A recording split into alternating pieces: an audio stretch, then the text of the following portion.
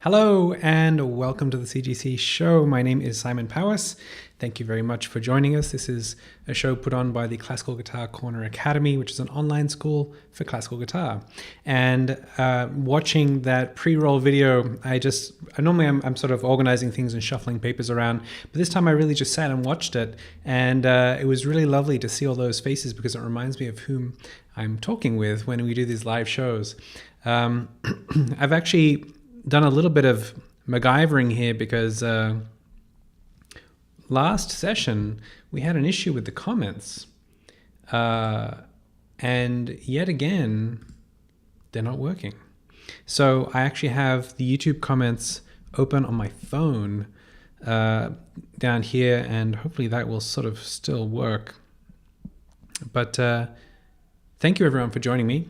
Last time I did miss out some people's questions and things, and probably this time might be tricky as well with trying to use the phone for comments. I apologize for that. It can be a little tricky, especially sometimes the YouTube chat goes off on slight tangents away from the classical guitar world. And I think last time was one of those times. Some very interesting conversations going on in the chat last time. So it's good to see Joseph's here. Matthew, good morning. I would assume there in Melbourne, Australia. I hope you're doing well. Actually, no, you're not in Melbourne, sorry, but you're in Victoria, so maybe you're not in lockdown, which is great. Michaela, Kerry, Mr. Dave Belcher's there, Linda, thank you all for joining us. Today on the show, we are going to have a discussion with Sanja Plohl, and Sanja is on the CGC faculty, and she works with students on Saturday mornings with our coaching calls. She's actually based in Madrid, and so that gives a really nice, helps us span out our coaching call times. I think she's starts around 5:30 in the morning or 5 a.m., something like that, Eastern Standard Time. So that's great for people in Australia and in Japan and in Europe as well. So, and also the early risers here in the US. I hope everyone's doing really well. This is the second of our interviews. I think we're going to stick with this format with Tuesdays at 4 o'clock. We're going to have teaching and learning. And on Thursdays, we'll have discussions with some musicians, artists, and people within our community. We actually have a couple of people lined up that I think will be really interesting, a little different for the coming week. So I'm excited for that. James is in the chat. Hi, James. He was our guest last week. And yeah, great to have everyone with us here. I'm just gas bagging for a few minutes because it takes a little while for people to trickle on in, and we just like to have everyone ready to go before we call our guest. But what's been going on this week? Well, I've actually been working quite closely with Dave and also Jeff Peterson and Nikki, actually all of us. We're doing a launch soon of a new membership for Ukulele Corner, which is obviously not classical guitar, but it's a site that we've been working on with Jeff Peterson, who's a phenomenal musician based out in Hawaii. And we actually had him on the show last season talking about his arrangements, his classical arrangements for ukulele. And that was a real ear opener and an eye opener. So we've been working really hard at trying to build up that membership and make it all working before we launch it. We're going to launch it to some founder members first and then open it to the public. But I'm really excited for that. It's sort of the culmination, not the culmination, that kind of, we're using the same curriculum processes we have at the Classical Guitar Corner Academy, and we're using a lot of similarities, because so many things have worked very well at CGC. So we're doing that, and it's just going to be with a different instrument and a different main instructor. And I'm really excited to see how that works. I think Jeff is just a phenomenal musician, a phenomenal person and educator. So I think we're in very good hands there. Oh, I heard a pop. Does that mean I have chat now? There's a chat that came up on the computer. Oh, I have the feeling maybe I'm getting Facebook chat, but not YouTube. That's interesting. Anywho, I think it might be time to call our guest Sanja. So let me just pop to Skype for one moment and give Sanja a call.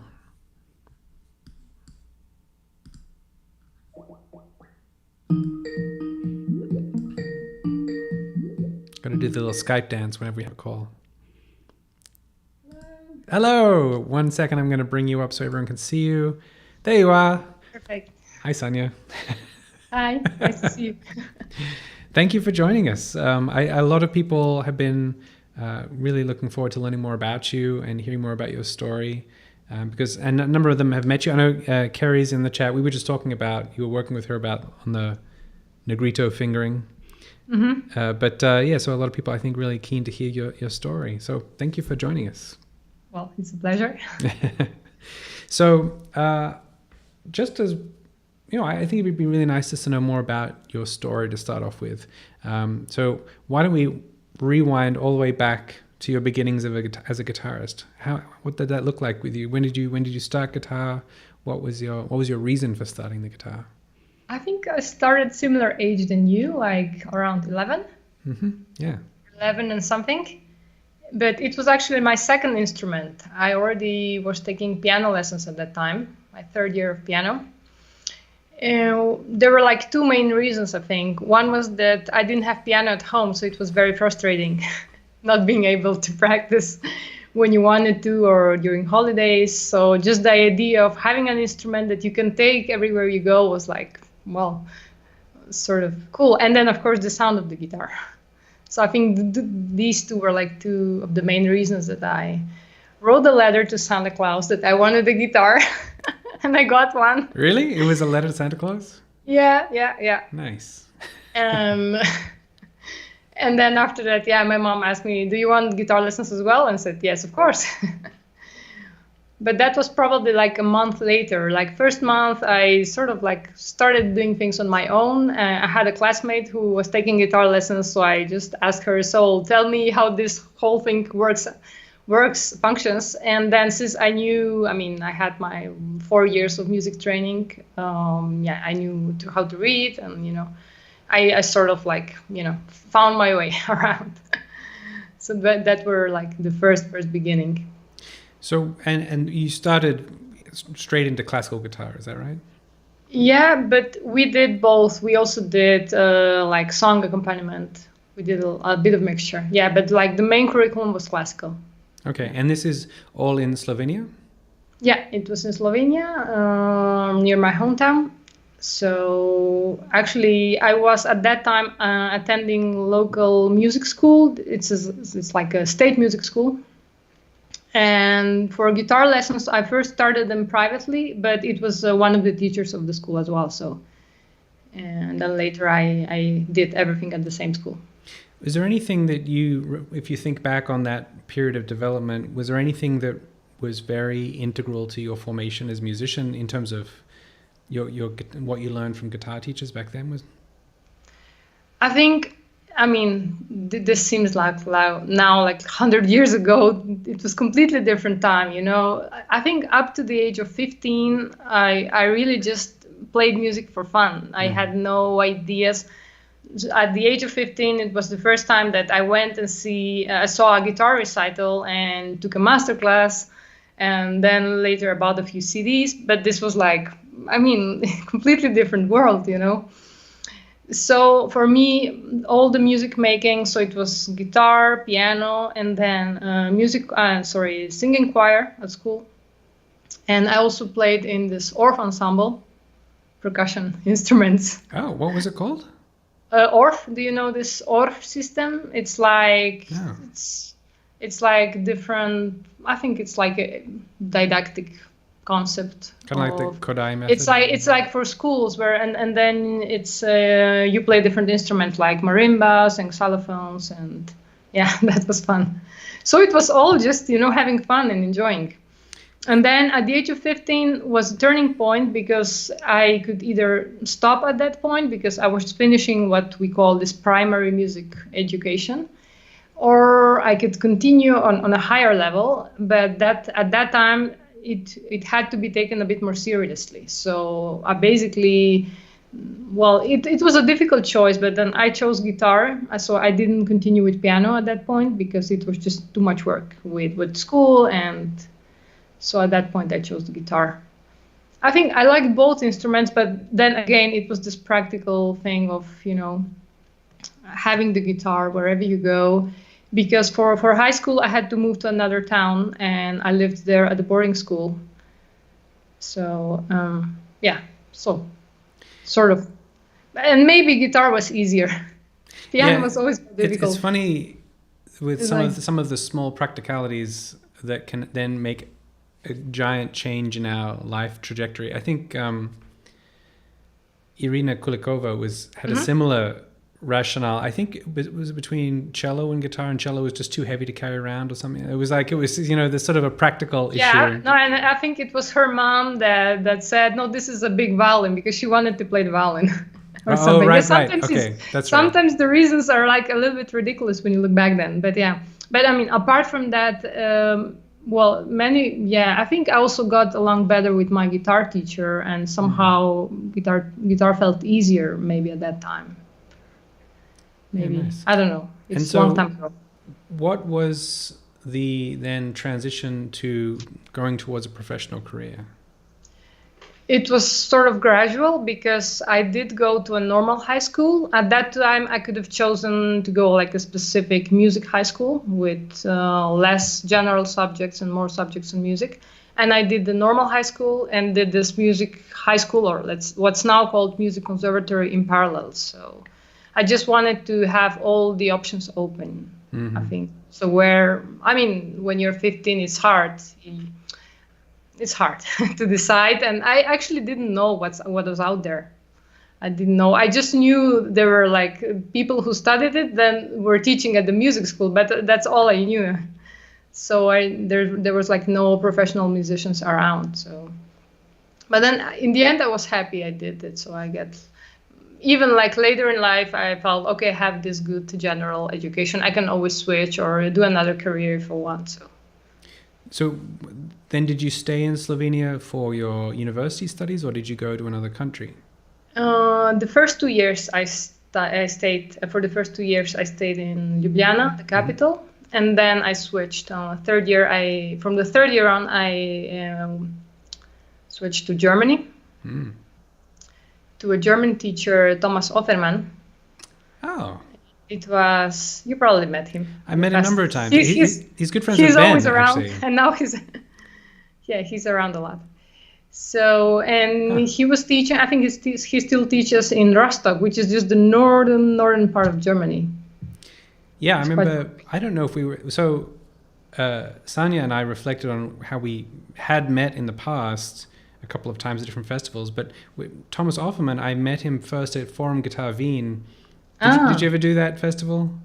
Yeah, I did it. Yeah, I think once, at least once. I don't remember. And we played Ben's Ellis Island piece. Yeah. And Amanda Cook was the guest artist, and it was just, anyway, it's a nice sort of, it's a small world we live in.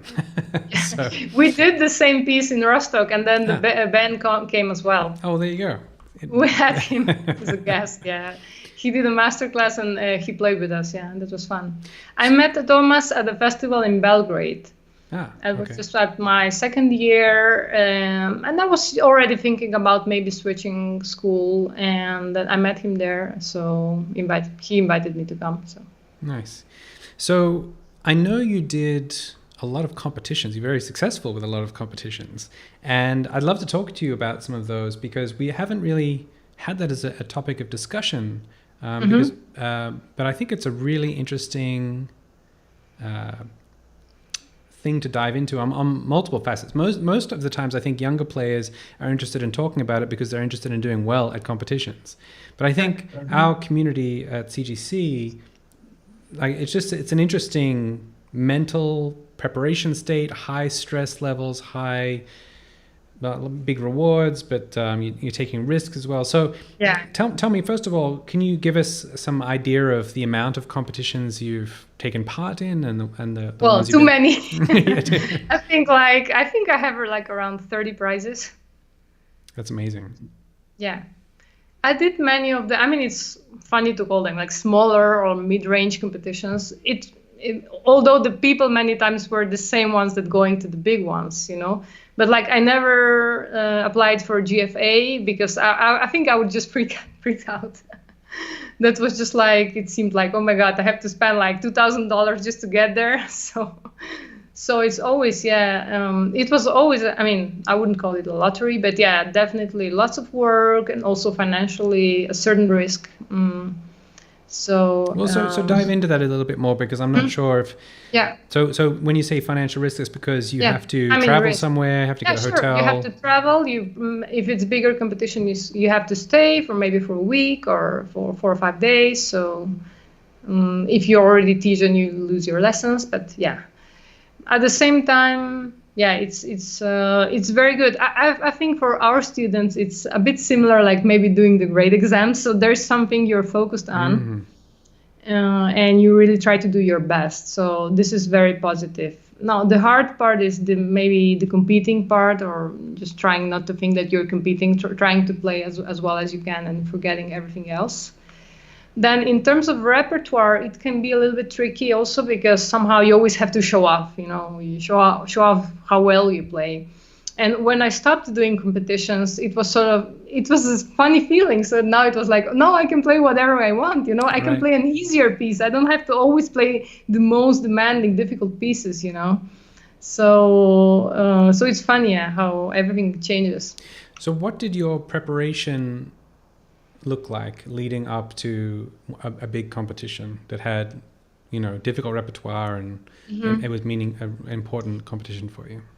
Mostly I would use the repertoire I was working on at that certain year.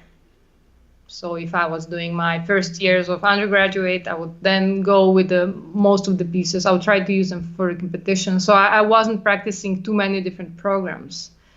And then in the last years, so just before I stopped competing, I had a certain amount of pieces that I knew that worked very well. So I would have them sort of like a competition repertoire, so to say.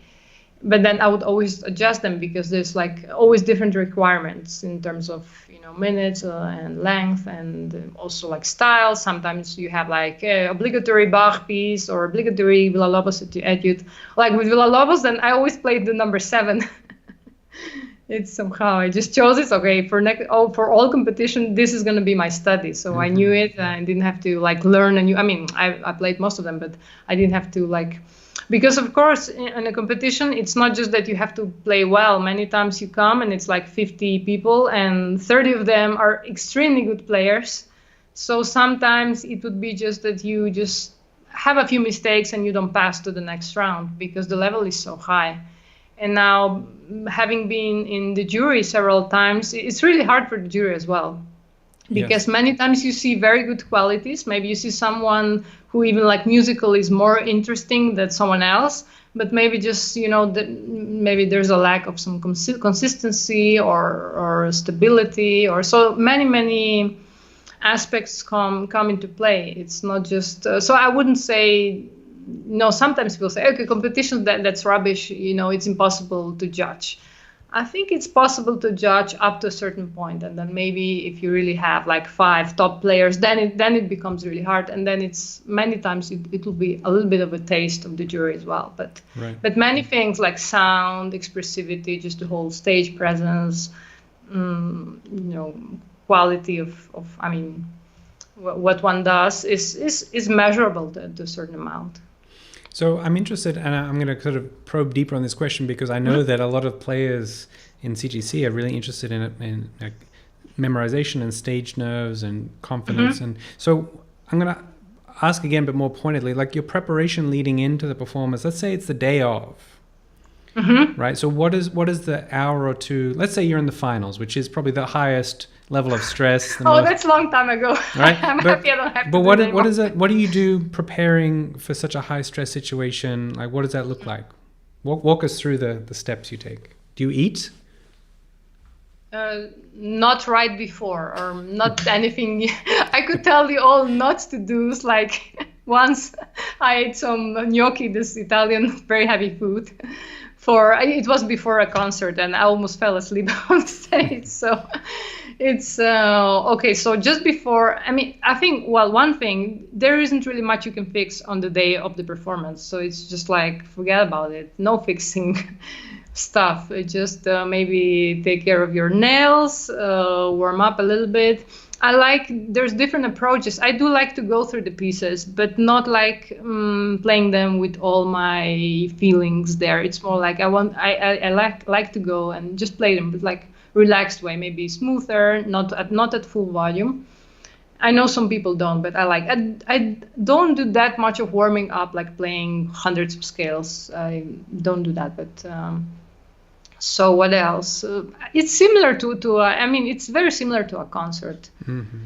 It's not that different. I always tried to see it as a concert, so it wasn't that different. So sometimes it was difficult because there were other guitarists around, and you would hear them practicing, and that would really make you nervous. It's like, oh, this sounds good, or something. So in that sense, it's more difficult. And when you do a solo recital, the whole backstage is for you. So bet on competitions, many times you'd have to share that. That was a bit tricky sometimes. I like to have just my own space, not talk too much, maybe eat a banana, a bit of chocolate. Not because it's it gives you energy, it gives you sugar, and it's not too heavy. So, but nothing like mysterious about it. And just maybe breathing, just trying to feel the body. And I don't spend when I'm in backstage. I do like to play just a little bit, maybe soft, or just have the contact with the guitar. I don't just leave it there for 2 hours and then pick it up. So what else? Tell me, let's say you have a piece that's a set piece, so it's not one of your normal repertoire pieces. Mm-hmm. And you have to memorize it.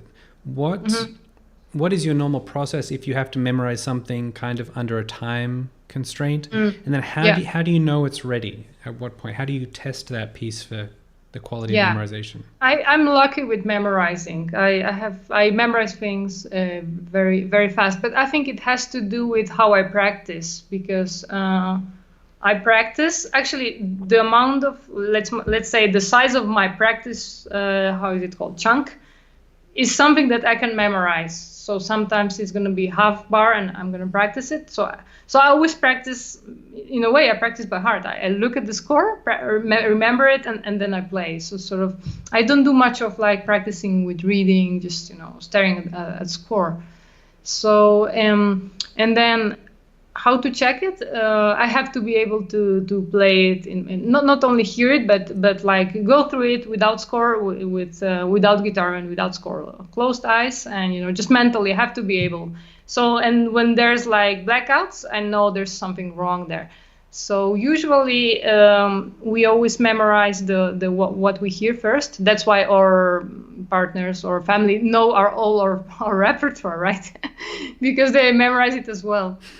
But then, and then the mechanical part is of course important. But then you have to be able to take those two away and just be able to sort of like imagine that you play the piece without the score. So and if you can do this. When you visualize something without the score, are you visualizing your hands and how they look? Yeah, lots of left hand. And sometimes it's a combination of a little bit of score and lots of left hand. Yeah, lots of left hand. I think left hand is where most of my memory lies. Do you ever do any analytical breakdowns of the scores? I mean, you probably do by default, but does that on purpose in terms of memorization? I mean, there is one thing, like especially when playing bigger pieces, you have like maybe like the second sonata of Bach, the fugue is very long. It's good to have, I would say, like pillars. So if something happens, I go to the next one or something like that. Although many times then in concert, you just sort of figure it out. You don't always follow it. But yeah, if you have a bit of like an overview of a structure, it definitely helps. It's a good idea to have it, yeah. I think memorizing is something that you really develop with practice. Because I remember when I was a kid and had to memorize like piano pieces, that it was sort of hard at the beginning. It wasn't easy. So it's something you really practice and then you have it. Yeah, that's really interesting because I don't think many people. I definitely don't talk about memorization in that practice. I talk about performance in terms of practicing performance, but that's a great point. I mean, obviously, you'd be practicing. You can train it, like build up like a muscle, a memorization Sure, muscle. sure. Did you ever have any moments where you had to black out on stage or Oh, many times, almost in every concert. Okay, great. So But what, it's what do like you very do? small ones. Many, maybe I'll just skip a bar or a few notes, or yeah. So And do you make a big face letting everybody know that you made a mistake, or you keep going, don't let anyone know? I mean, I'm an actor, so I try as much as I can. Yeah. Yeah, I think that's a skill as well. Everything can happen. Yeah. I think it's a I real haven't skill. had many like huge blackouts, like where I would go completely silent, but I had a few. And it actually made me think, this was especially the second Bach sonata. It's a 20-minute piece. So it's, and the fugue is very similar. It has very, very similar sections, like all Bach fugues. So it made me think if it was worth it, or maybe I could, play with score maybe next time. So My elder teacher in Australia, Raphael, used to call it the roundabout when you're playing Bach, like as in you take the wrong exit. Sometimes because the fingering's the same, yeah, but you're you supposed end to. up at a different section. Yeah, exactly. Yeah, so yeah, I'm right now. I am thinking of maybe doing some performances with scores, either with iPad or with just printed scores, just because it allows you to do more repertoire. Because it does take now. If they call me up and say, "Can you play a recital in 2 or 3 weeks?" I will do lots of just playthroughs because of the memory. So. And in the end, it's a time that you might have, you could choose. I mean, you could use for learning another piece, or instead of just memorizing it. So absolutely, yeah. I made that decision about 10, 12 years ago, where I decided I was spending about 80% of my practice time on memorization. Yeah. And so I just decided to build up my reading skills so I could just read. I just used the iPad for everything. I think now also in the last years, because I've really given many performances. I was lucky that already at high school and the first years of my studies, I did like 30, 40 performances each year. So I would perform a lot. Right. And I don't really have much issues with stage fright, except for the memory. So the only concern mostly is like, I hope I just don't mess it up. So yeah, which is easily fixed, which is putting the score on the music stand, and then you have it. So yeah. Well, speaking of all of this performing, I think that might be a nice time to share one of your performances. I'm curious. Did you ever play Negrito as in a competition? No, never. Okay. Well, it's a pity. I mean, maybe not that piece, but like there's something about competitions that, for example, all this Latin American, a bit lighter music, or I don't know how to call it. I don't like the terms, but like you would almost never hear Antonio Laura's music at competitions, except maybe at his competition. I think that there's a competition named after him, or sometimes maybe in Italy, if there was like a set piece, maybe a suite by him also. So yeah, that's how it is. All right. Well, let's have a listen to your performance.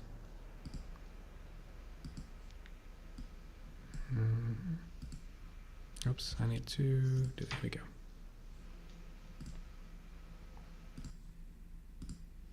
Here we go.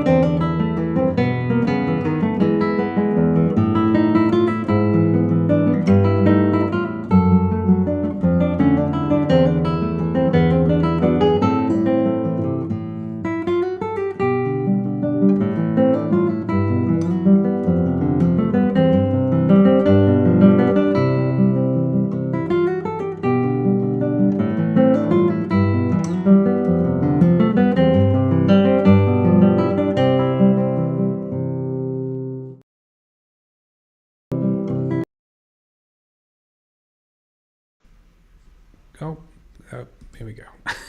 We're back. That was beautiful. I'm sure there's people clapping out there right now. Thanks.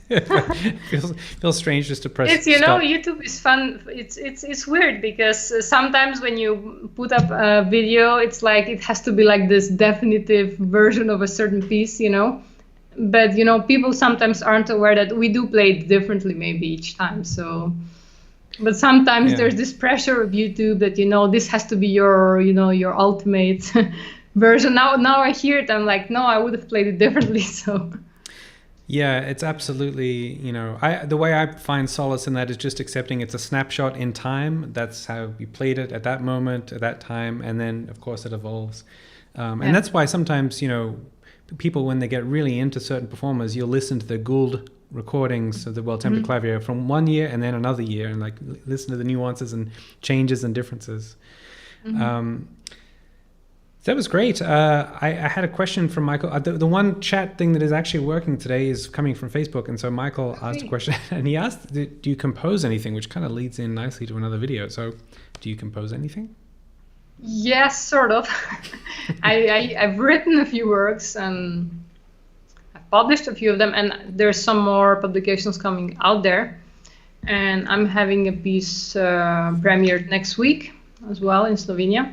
But I still don't call myself like a composer. This is something I do not on a very regular basis. I think in a different time, the time of Barrios and Lauro, and it was much more that it wasn't. Do you also compose? It's just you're a musician, you also create your own music. It was much more one and the same. But I thought that might be a nice chance for us to see a video of you when you were 15 playing one of your own compositions. Can you tell us a little bit of background to this video? Sure. I don't really remember what concert that was. It looks like a music school. I'm not sure if it was in my hometown or in Maribor, where I did my high school. But there was like a arts competition on my high school. And it was like open in different categories, painting or I don't know, poetry. And then there was composition. I was like, wow, there's composition. I have to write something. So I wrote that piece and recorded it on a cassette recorder. Then won the prize. I think I won the first prize or something. And then later I played it at several concerts. And what else? It was like my first big guitar piece. I had written some other like piano pieces before that, but it was the first piece for the guitar. And it's a few funny things now when I watch it. There's certain parts that sound very Spanish.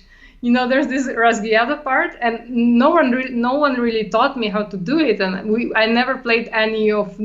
Not even anything similar, so I was like, where did I get that from? It sounds so Spanish. And it's funny because I do allow for the analysts, I do the rasgueados the other way. I start with the I finger, which is funny. Nice. Yeah, so it's sort of funny. So I did this one just on my own. No one helped me. So I just recorded it and then submitted it, and then later on I think I showed it to my guitar teacher. All right, so we'll have a listen. Does this piece have a name? A title? Yeah, it has, and it's in Slovenian. It's Nevem, which means I don't know.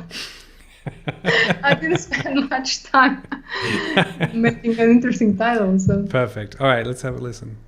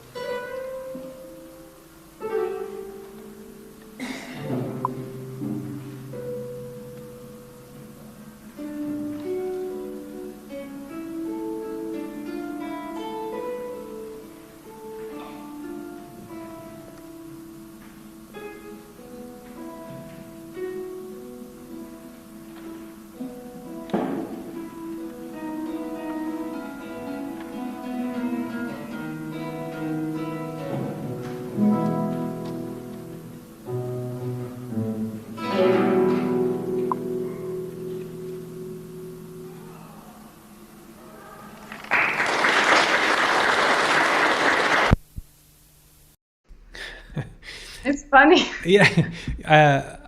Hold on a second. I was chuckling because I saw in the comment on Facebook, Michael said, "I want the sheet music." Yeah, I was just thinking about maybe someone will like it. Maybe I have to put it in my website. I have to see. I have it somewhere handwritten. I have to. I'm not sure. Maybe I did copy it on the computer, but I'm not sure I had Sibelius at that time. I would have to check where I have it. Oh, that's and just cool. I wouldn't. I mean, I wouldn't publish it, but yeah, I can put it on my website one day. What really struck me, apart from being an amazing composition for such a young musician there, is that your technique really looks formed as it is today. It looks very solid. Like your hands look, as for a 15-year-old, like they're not, you're not having, at that point, you didn't look like you were struggling with any technical issues. It's very well formed. Sort of. Maybe the right hand is, the left hand looks quite nice.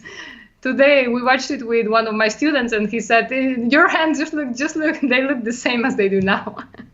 So yeah, I mean, I did. So that was the year. Now I'm not sure now. I know I did. Well, we did lots of technique all through the first years of. That was part of the curriculum. We had some Slovenian like technique books, and there was everything like the whole pages of slurs and scales, and yeah. So we did that in a sort of a systematic way. And then I'm not sure if it was that year or the year after. I started working very systematically on all the Carlevaro books. Mm-hmm. So also like finger independence and different volumes with different fingers. So I did lots of that at that age. For some reason, the chat comments have started coming through again, so I'm getting to see a lot of compliments from YouTube. Judy said it's a lovely piece. Joseph said he loves it. Stephen said bravo. Cindy, such a talent. Linda said great piece, bravo. So yes, lots of compliments. And Linda said yes, please put it on your website. Okay, we can add it to the curriculum if you want. You're right. Yes, that'd be it. It looks tricky. Yeah. Now you mentioned, and I thought this was also of interest to the people watching, that you actually had quite a substantial injury in 2012. Yeah. Do you want to take us through that and how it affected you playing and how you dealt with it? Yeah, I'm not sure I ever talked about this like in an interview.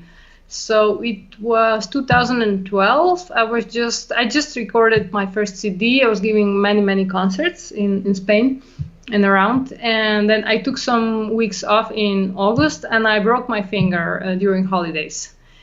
My ring finger of left hand. It had like a crack at the end of the finger. Not a big one, but it was broken. So first the doctor said maybe 4, 5, 6 weeks. I don't remember exactly what they said. So there was basically, I got, this whole thing was like wrapped up. So no playing at all. And then I sort of started playing again very carefully, because one of the doctors says you can now start playing. It should have healed, you know. And then it must have been like maybe 2 months later, I was playing and I just got this huge pain back. It was like, it didn't hurt as much as when the injury happened, but let's say almost like very strong pain. So I knew exactly, oh my God, this had to open one more time. So then I went back to the doctors, that they did the x-rays, and this thing was still not healing properly. So I even had to take more time off. But the problem was I already planned that I was going to be able to give concerts. And then I had several concerts booked, even like in Istanbul, in many different places, Seville Festival, then in Marbella, on like important festivals. And so I was just thinking, what can I do? I mean, I didn't want to cancel them, but so I came up with this crazy idea of just making a program with 3 fingers only. Because I could move the finger, I just couldn't press it on the fingertip because it hurt too much and it wasn't healed. So I did a bit of research, and guess what I played?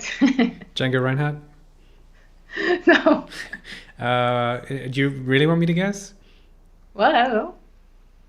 What kind of repertoire you could play without? Did you substitute the 4th finger a lot for the 3rd? Yeah, so I changed fingerings. Yeah, and I took pieces that were a little bit easier. It probably wouldn't be anything polyphonic because Bach is going to be a lot of finger independent things. It's probably maybe a bit more linear, so it might be 19th century, maybe Mertz, maybe Legnani, like a bit more linear, or maybe even Laro's pretty dense as well. I mean, there's so much we could theorize. Yeah, no. It was a difficult question. It was all Latin American. It was the Ave Fleury. Ah, beautiful. Atahualpa Yupanqui. Argentinian. And then so it was like all this, which is like technically a bit easier pieces. And I chose the ones that could be adjusted, and also played this. It's a famous piece, Farewell by Sergio Assad. Mm-hmm. Yeah. This one can be fingered in the way that it works. And then from the more like virtuoso pieces, I played this Milonga de Don Taco, which is on my YouTube channel. It's actually a very fast piece, but I sort of fingered it in 3 fingers. And it's funny because when this was over, I just left all these pieces. I didn't want to play them again because, I had all these weird fingerings. Of course, yeah. So then I just said, okay, now I want to forget. I want my motoric memory to go away. And I picked them up like a few years later, actually. Did you still by default use the same fingerings? Sorry, yeah, partially, yeah. So then I had to change them. I wanted to play this. Milonga de Don Taco is a really cool piece by Cacho Tirao. It's an Argentinian composer. So but there were parts that I had to learn again. Wow, that's really, it's a great example of just having an obstacle or a challenge and just figuring out how to deal with it. That's really interesting. Yeah, I wish I thought of it earlier, because it just came up to my mind like one week before my first concert at that time. So I just sort of learned it. It wasn't. It was a little bit maybe not the best. So right. Best quality. The time was very limited. Yeah. So. Well, it's coming to the end of the hour. We might play one more video, a piece by Bogdanovich. And then we might ask, especially since we have the chat comments back now, if anyone has any questions for Sanja, please feel free to write them in the comments. But can you tell us a little bit about this piece by Dusan Bogdanovich? Yeah, Castles of the White City. It's not maybe one of his most known pieces. Bogdanovich is really a huge rapper. He's written a huge amount of works of very different, also like aesthetics. Some more into like contemporary, others more into jazz. This one is maybe a little more. He lived in California for many years, so it's maybe a little bit more this easy listening, sort of The relaxed American influence a little bit. the relaxed vibe, yeah. Yeah, no, because his later, some of his later now his compositions that he wrote recently, like his sonatas, some are extremely complex, like and a bit more like atonal and stuff. And this is a very lovely piece. So for those that like it, just maybe learn it. It's not too hard. It's very beautiful. I first heard it. I have a CD of his at home. I'm not sure if it was solo guitar or guitar and harp. I first heard it many years ago, and I liked it. And then just at one of the festivals, I saw that the score was available, so I bought it.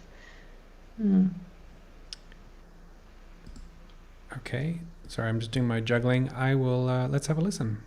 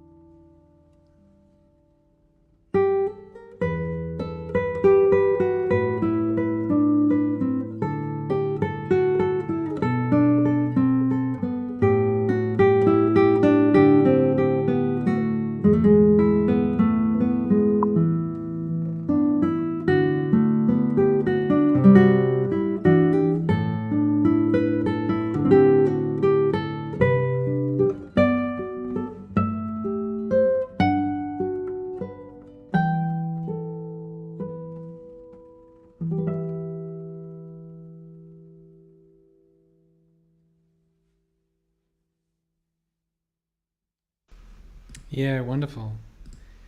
That's great. It's a beautiful piece and a beautiful It's a rendition as beautiful well. piece. Why more people don't play it? Yeah, well, I think maybe you may have just got a few new fans to your playing, but also for this piece as well. Lots of people giving you kudos in the chat here. So, yeah, beautiful playing and piece. So, thank you. Thanks. We have breathtaking, wonderful, damn. Damn as in like, damn, that's good. So, no, I think that really struck a chord with people, pun intended. All right, I did see, just to wrap up, I did see a question come in from Michael.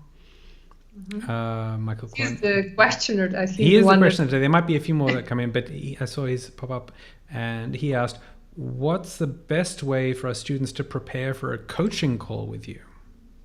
Wow, I never thought about that one. Yeah, it's funny because the time is very limited.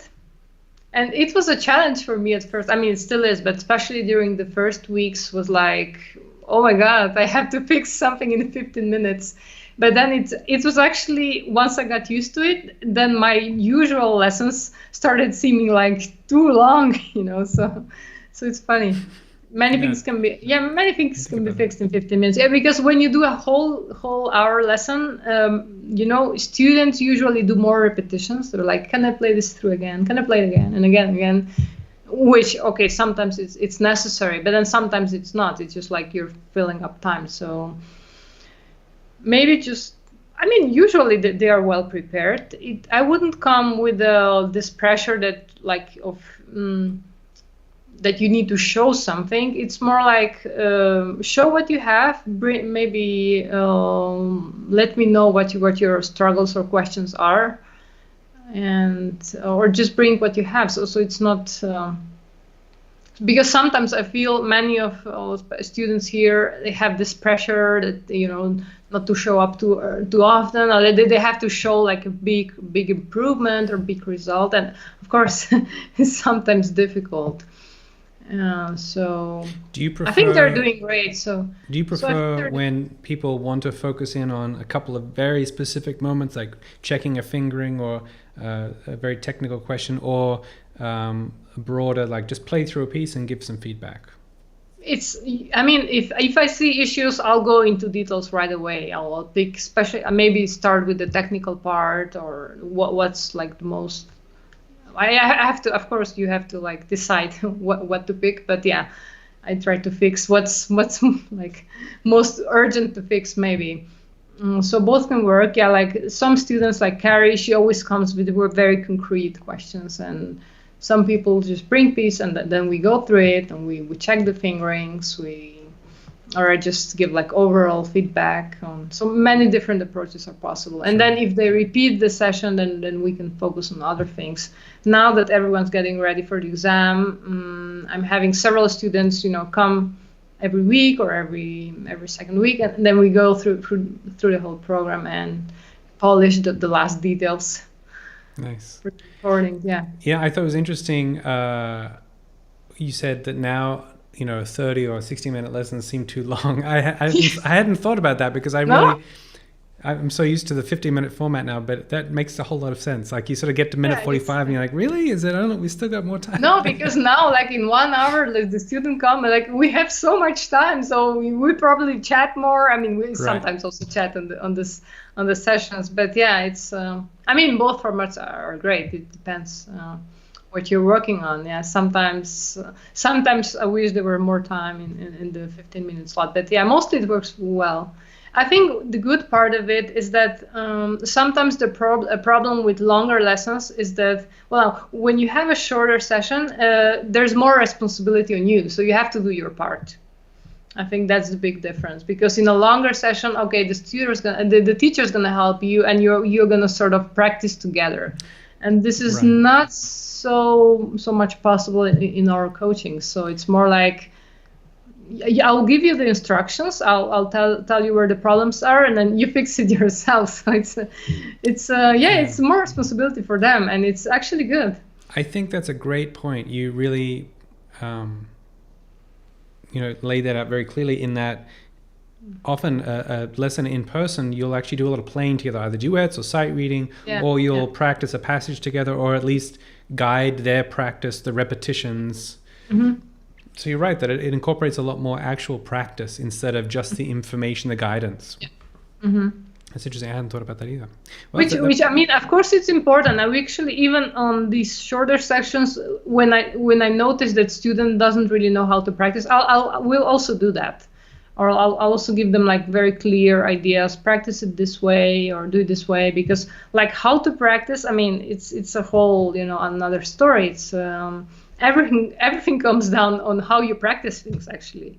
And it's hard in the beginning because you just have to develop many tools. And so when I see it from the outside, I'll just maybe choose, okay, let's use this tool, or let's say a student is like cramping up. We'll just play one bar, stop, relax, and then play a next bar. Just maybe like ideas like this one that maybe they would never think of. So yeah, no, that's a great point. Well, I think that's a great answer to the question. It reminds me, this is very tangential, but Raphael, because Martha in the comments said she thinks that this process works because we're adult learners. And I think that's, yes, it's very different with children. And Raphael, again, my friend in Sydney, colleague in Sydney, he works with a lot of kids, and he was convinced that this one student, that she wasn't practicing at home. She would just try and do all her practice in the lesson, and so she didn't make too much progress. But she would come to the lesson adamantly every time and say, no, I practice at home, absolutely. And so one lesson, he as she was packing up, he put a banana in her guitar case just to check it. And then the next lesson, when she showed up, before she opened the case, he said, so did you practice? Oh yeah, absolutely. Oh, so how was the banana? What? That's a good trick. Funny. Well, it's different. Yeah, it's different with kids. Yeah, but well, thank you, Sanja. That was lovely to hear you play, and great to learn more about you and your background and your story. So we're very, very lucky to have you working with us. Thank you. Well, it's a pleasure. Well, I think everyone was particularly struck by that last performance and piece, but a lot of grateful comments and encouraging comments from everyone in the chat. You can have a sift through maybe after on YouTube. That's cool. All right, Sanja. Well, self-esteem boost. Well, thank you very much, and thank you, and we'll see you soon. Hopefully. Right. Bye. Bye, Sanja.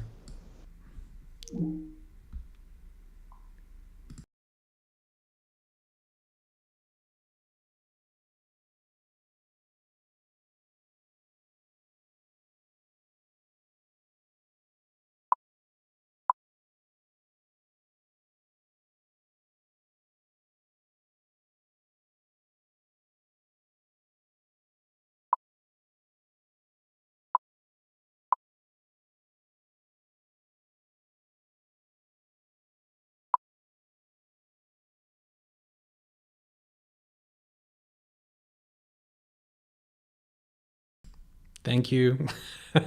Thank you, everyone. Yes, the sound was off. Well, I'll just reiterate that I really enjoyed that. It was wonderful to get to know Sanja. We're very grateful to have her on the team. That wraps it up for this session, and the next CGC show will be on Tuesday at 4 p.m. Next week, and that'll be a teaching and learning session. And I'm planning, don't hold me to this, but I'm planning on talking about the first section of Asturias by Isaac Albéniz. I thought that would be a really fun thing to look at, and we can sort of play around with discovering why it's so exciting, finding out some interesting things about its correlation with the piano, because it is a piano piece, and maybe digging into exploring some ways we might even change things up, taking some liberties. Anyway, I see there was definitely some sound issues there. Hopefully I'm back and everyone can hear me. Yes, Joseph said Asturias, so someone's hearing me. All right, well, thank you, everyone. Have a great weekend, and go make some music. I'll see you soon. Bye.